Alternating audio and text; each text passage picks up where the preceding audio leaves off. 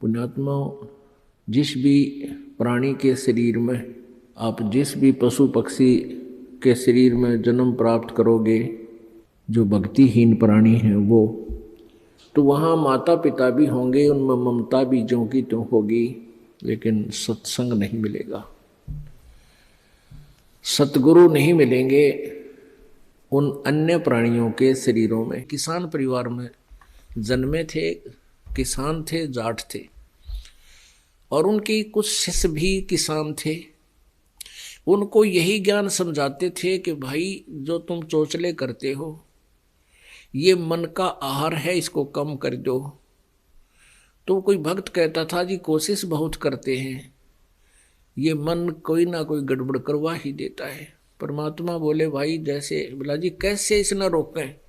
तो उदाहरण दिया था कि तेरे पास 2 बैल हैं। हाँ जी 2 बैल हैं, और दोनों बैलों में से एक तगड़ा भी है। हाँ जी एक तगड़ा है, वो दूसरे बैल को जो वीक है, कमजोर है, उसको आहार नहीं करने देता है, क्योंकि खेतों में एक टोकरे में दोनों बैलों को आहार चराते हैं, चारा चराया करते हैं। तो परमात्मा ने, गरीबदास जी ने कहा तो आप क्या करते हो? वो क्या कहता है जी, जो तगड़ा है उसको थोड़ा टाइट बांध देता हूं रस्से के, और दूसरा जो कमजोर है उसने लूज छोड़ देता हूं। तो वो जो मारने वाला है वो उसको हानि नहीं पहुंचा पाता, और वो वीक भी आराम से उसका आहार खा लेता है, अपना काम चला लेता है। तो गरीबदास साहिब जी ने कहा कि ऐसा ही करो, इस मन रूपी सांड ने थोड़ा सा टाइट बांध दो और इस आत्मा को भक्ति में लगा दो, इसको लूज छोड़ दे। ऐसा ही करने से क्या होगा कि कुछ दिनों में जो तेरा दूसरा कमजोर बैल है वो तगड़ा हो जाएगा, और उसका स्वभाव मारने का नहीं है दूसरे को। तो ऐसा ही किया गया। तो पुण्यात्माओं, अब हमने इस मन को टाइट कर लिया थोड़ा, और आत्मा का आहार बढ़ा दिया है। अब ये आत्मा इतनी प्रबल हो जाएगी, इसके मन के पंजे टक्कर नहीं दे भैया, इस मन को ये बकवाद नहीं करने दे। और पहले मन इसको डरा धमका के साथ ला ले था।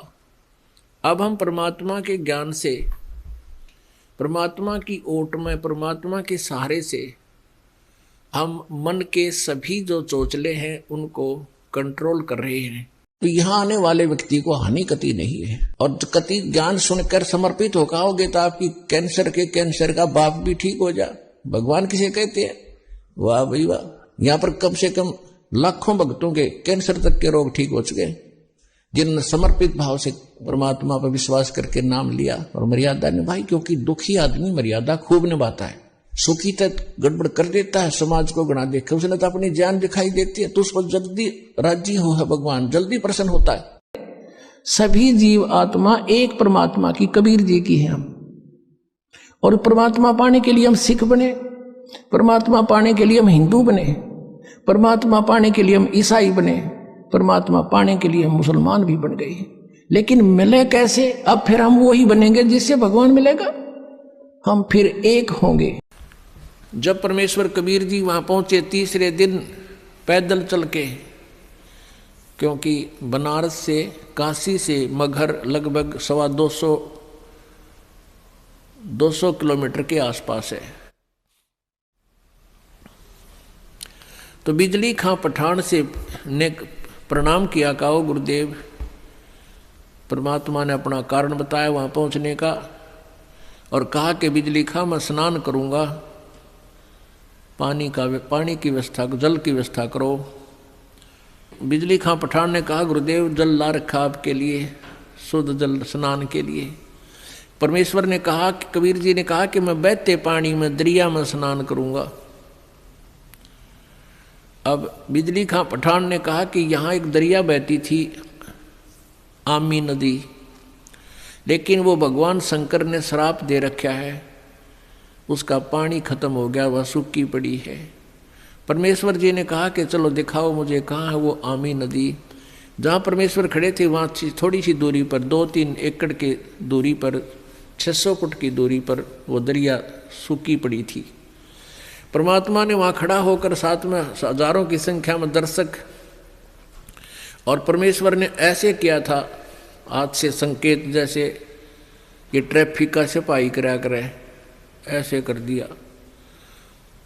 क्या देखते हैं कि थोड़ी सी दूरी पर एक बहुत बड़ा धमाका हुआ और एकदम पानी से भरकर नीचे से पानी इतना जोर से निकला और पूरी दरिया भरकर चल पड़ी।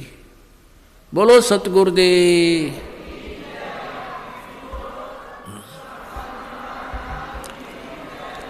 बंदी छोड़ कबीर परमेश्वर जी की जय। आए हैं सो जाएंगे ये राजा रंग फकीर, एक तो सिंहासन चढ़ के जा, एक बंधे जात जंजीर। मरना सभी ने है, यहां सा शरीर सब छोड़कर जाएंगे, लेकिन जाने जाने में बहुत अंतर होगा।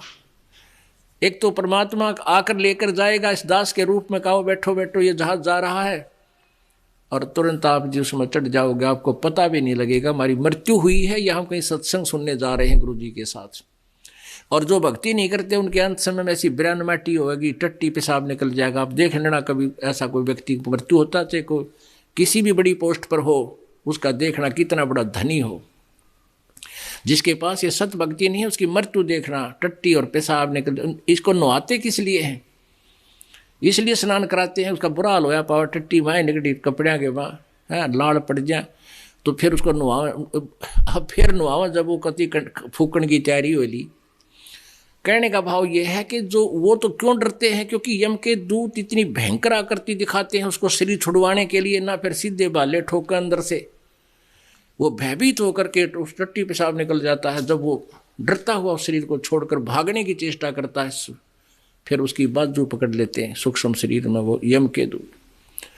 और जो परमात्मा आते हैं, जो परमात्मा की भक्ति करते हैं, उनको परमात्मा विमान में बैठा कर लेकर जाएगा। कहते सतगुरु सरना आकर फिर धर्मराज डर कैसा, यम के दूत भी निकट नहीं आ सकते। अब जैसे आजकल एक बहुत दुर्दांत घटना घटी हुई है, आत्मा रो रही है उन अपने भाई बहनों के की मृत्यु के ऊपर दुख हो रहा है। कबीर साहब कहा करते, साच कहूँ जग मारण धावे और झूठ कही ना जाई हो।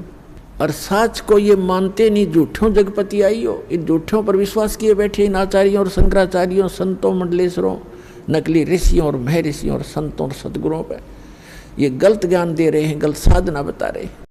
आपने सोच भी गंदी रखी है ना, वह भी लिखी पाओगी वहां पर। और आपने सोच भी किसी का भला सोचा भी है, कर नहीं पाए, वो भी आपका गुड अकाउंट में पाओगा।